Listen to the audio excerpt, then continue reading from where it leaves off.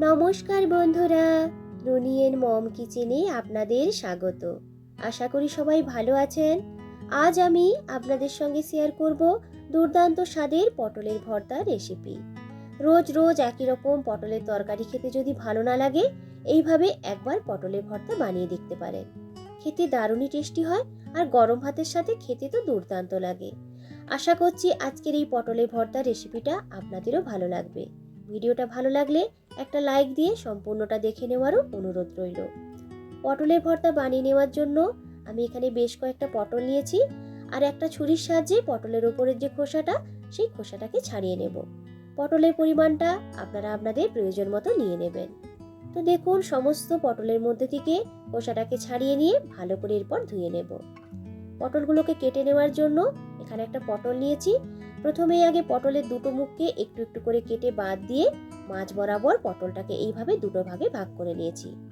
আবারও একটু ছোট ছোট টুকরো করে পটলগুলোকে কেটে নেব। আজকের এই ভর্তাটা কিন্তু একটু অন্যরকম ভাবে আমি আপনাদেরকে বানিয়ে দেখাবো, তাই ভিডিওটা স্কিপ না করে দেখতে থাকুন। আশা করছি আপনাদেরও কিন্তু ভালো লাগবে। তো দেখুন, সমস্ত পটলগুলোকে একই রকম ভাবে কেটে নিয়েছি। যেহেতু আগে জল দিয়ে ধুয়ে নিয়েছিলাম, তাই আর কোনো রকম জল দিয়ে ধোবো না। পটলগুলোকে সাইডে সরিয়ে রেখে দিয়ে একটা প্যানের মধ্যে নিয়ে নিলাম অল্প করে একটু সর্ষের তেল। তেলটাকে খুব ভালো করে গরম করে নিয়েছি। এরপর গ্যাসের ফ্লেমটাকে একদম মিডিয়ামে করে দিয়ে এক এক করে দিয়ে দিলাম অল্প একটু কালো জিরে, দুটো কাঁচা লঙ্কা আর 10-12 কোয়া রসুন।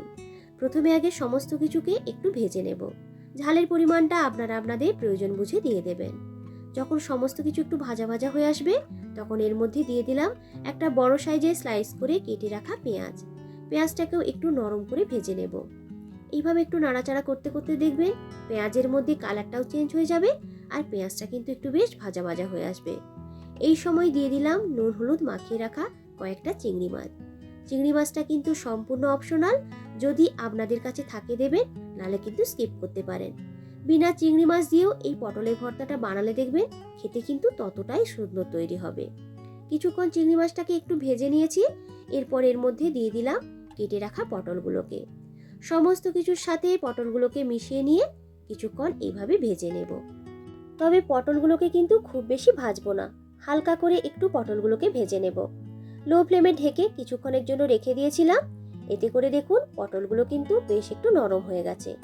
ঢাকনাটি খুলে নেওয়ার পরে সবকিছুকে ভালো করে একটু নাড়াচাড়া করে মিশিয়ে নিয়ে কিছুক্ষণ ভেজে নিয়েছি। এতে করে পটলগুলো একটু বেশ নরমও হয়ে গেছে, আর একটু ভাজা ভাজাও হয়ে এসেছে। গ্যাসটাকে অফ করে দিয়ে সম্পূর্ণ মিশ্রণটাকে নিয়ে নেব একটা বাটির মধ্যে একটু ঠান্ডা করে নেওয়ার জন্য। পটলের বেশ কিছু আমিষ এবং নিরামিষ রেসিপি আগে আমার চ্যানেলে শেয়ার করা আছে, সেগুলোকে প্লেলিস্টেও অ্যাড করা আছে, আপনারা যদি চান দেখে নিতে পারেন। এদিকে যে পটল আর চিংড়ি মাছগুলোকে ভেজে রেখেছিলাম, সেই মিশ্রণটা কিন্তু অনেকটাই ঠান্ডা হয়ে গেছে। অল্প একটু মিশ্রণ নিয়ে নিলাম মিক্সি জারের মধ্যে, সাথে খুবই অল্প করে একটু জল অ্যাড করে দিয়েছি। এইভাবে একটা স্মুথ করে পেস্ট বানিয়ে নিয়েছি। খুব বেশি কিন্তু জল দেবেন না, তাহলে ভর্তাটা বানিয়ে নিতে অনেকটাই সময় লেগে যাবে। প্রথম ব্যাচটা আমার তৈরি হয়ে গেছে। আরও যে মিশ্রণটা আছে একই রকম ভাবে অল্প একটু জল অ্যাড করে একটা স্মুথ করে পেস্ট তৈরি করে নিয়েছি। আজকে যেভাবে ভর্তাটা আমি আপনাদেরকে বানিয়ে দেখাবো, এইভাবে একবার হলেও বানিয়ে দেখুন। একবার বানিয়ে নিলে বারবার করে বানাতে ইচ্ছে হবে, এতটাই টেস্টি তৈরি হয়। গরম ভাতের সঙ্গে খেতে তো অসাধারণ লাগবে। সমস্ত পেস্টটাকে একটা প্লেটের মধ্যে নিয়ে নিয়েছি। ভর্তাটা বানিয়ে নেওয়ার জন্য একটা প্যানের মধ্যে নিয়ে নিলাম পরিমাণ মতো সরষের তেল। তেলের পরিমাণটা আপনারা আপনাদের প্রয়োজন বুঝে কমিয়ে বা বাড়িয়ে নিতে পারেন। প্রথমেই আগে দুটো শুকনো লঙ্কাকে বেশ একটু লাল লাল করে ভেজে নেব। এরপর এইগুলোকে তুলে রেখে দেব একটা বাটির মধ্যে। পরে এই শুকনো লঙ্কাগুলোকে ব্যবহার করব। ওই সেম তেলের মধ্যে এরপর দিয়ে দিলাম হাফ টেবিল চামচ কালো জিরে। কয়েক সেকেন্ডের মতো কালো জিরেটাকে বেশ একটু ভেজে নেব। যখন এই কালো জিরের মধ্যে থেকে একটা সুন্দর গন্ধ বের হবে, গ্যাসের ফ্লেমটাকে একদম লোতে করে দিয়ে দিলাম তৈরি করে রাখা পটল ও চিংড়ি মাছের পেস্টটাকে।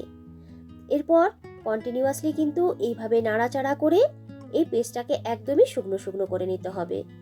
মিশ্রণটা থেকে জলটা যতক্ষণ না পর্যন্ত পুরোপুরিভাবে শুকিয়ে গিয়ে এই মিশ্রণটা প্যানের গা থেকে বেশ সুন্দরভাবে ছেড়ে আসতে শুরু করবে, ততক্ষণ পর্যন্ত এইভাবে কিন্তু নাড়াচাড়া করে এইটাকে রান্না করে নিতে হবে। এর মধ্যে দিয়ে দিলাম স্বাদ মতো নুন, অল্প একটু হলুদ, দিয়ে দেব খুবই অল্প পরিমাণ একটু কাশ্মীরি লাল লঙ্কার গুঁড়ো আর দিয়ে দিলাম একটু চিনি। এই চিনিটা কিন্তু সম্পূর্ণ অপশনাল, যদি আপনারা চান এটা স্কিপ করতে পারেন। এরপর সমস্ত কিছুকে মিশিয়ে নিয়ে আবারও কিছুক্ষণ এইভাবে রান্না করে নেব। এতক্ষণ পর্যন্ত যেসব বন্ধুরা আমার সাথে আছেন তাদেরকে জানাচ্ছি অসংখ্য ধন্যবাদ। আমার চ্যানেলে যদি নতুন বন্ধু হয়ে থাকেন, অনুরোধ রইল চ্যানেলটিকে সাবস্ক্রাইব করে আমার সাথে থাকার জন্য। যাওয়ার আগে অবশ্যই একটা কমেন্ট করে যাবেন, সেই কমেন্ট ধরেই কিন্তু পৌঁছে যাব আপনাদের পরিবারে আপনাদের সাথে দেখা করার জন্য। লো টু মিডিয়াম ফ্লেমে বেশ কিছুক্ষণ সময় নিয়ে পুরো মিশ্রণটাকে ভালো করে মিশিয়ে নিয়েছি।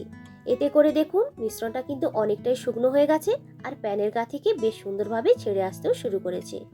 এই সময় এর মধ্যে দিয়ে দেব যে শুকনো লঙ্কা ভেজে রেখেছিলাম, তারই একটা শুকনো লঙ্কাকে এভাবে একটু ছোট ছোট করে কেটে নিয়েছি আর দিয়ে দেব 1 টেবিল চামচ সর্ষের তেল।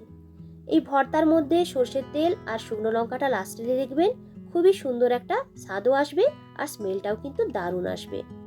শুকনো লঙ্কা ও সর্ষের তেলটাকে দেওয়ার পরে আরও কিছুক্ষণ এইভাবে নাড়াচাড়া করে মিশ্রণটাকে আরেকটু শুকনো শুকনো করে নেব। তো দেখুন ভর্তাটা কিন্তু আমার একদমই রেডি হয়ে গেছে পরিবেশন করার জন্য। তো বন্ধুরা, আজকের এই দুর্দান্ত স্বাদের পটলের ভর্তা রেসিপিটা আপনাদের কেমন লাগলো অবশ্যই কিন্তু কমেন্ট করে জানাবেন। ভিডিওটা ভালো লাগলে একটা লাইক ও বন্ধুদের সঙ্গে বেশি বেশি করে শেয়ার করার অনুরোধ রাখলাম। এইভাবে একবার হলেও আপনারা বানিয়ে খেয়ে দেখুন, আশা করছি আপনাদেরও ভালো লাগবে। পুরনো বন্ধুদেরকে অসংখ্য ধন্যবাদ জানিয়ে আবারও হাজির হব নতুন কোনো দিন নতুন কোনো রেসিপি নিয়ে। আজকের মতো টাটা।